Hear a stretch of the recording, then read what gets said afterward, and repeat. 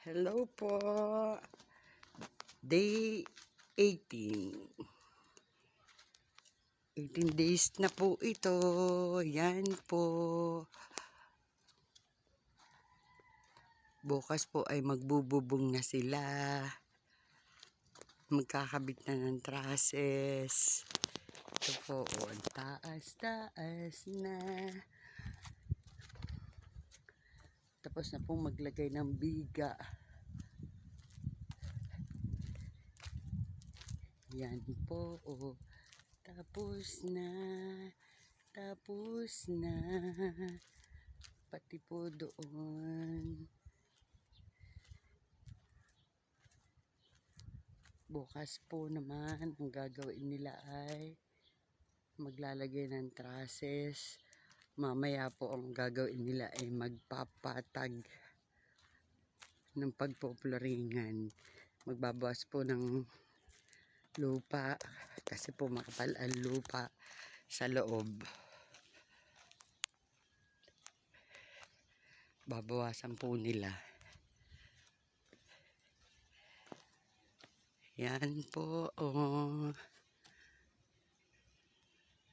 Pag nabubungan po yan bukas, sila po ay mag-uumpisa na magpalitada.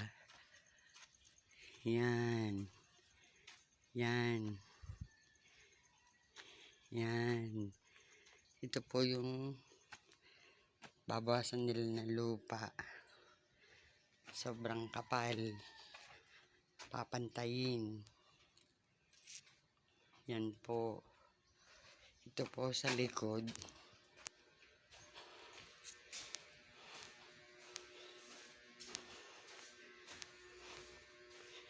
Ito po. Tapos na po ang lagyan ng biga. Papatungan pa doon ng isang hollow block.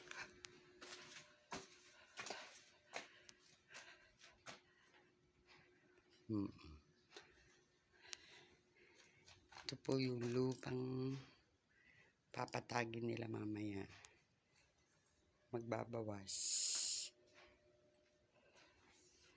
ng lupa. Ito lalagyan pa rin po ng buhos na biga para daw po sa pinto ng kusina.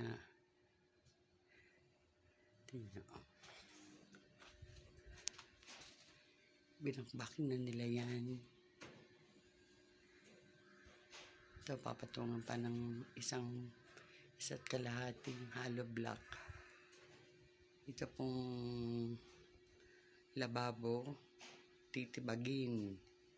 Dito po ilalagay ang pinto ng kubeta.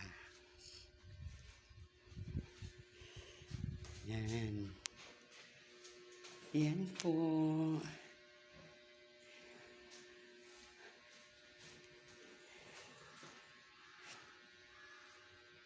Pag may bubong na po, titibagin na to sa kwarto.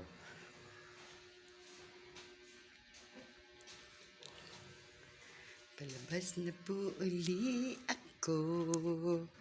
Mainit po sa labas.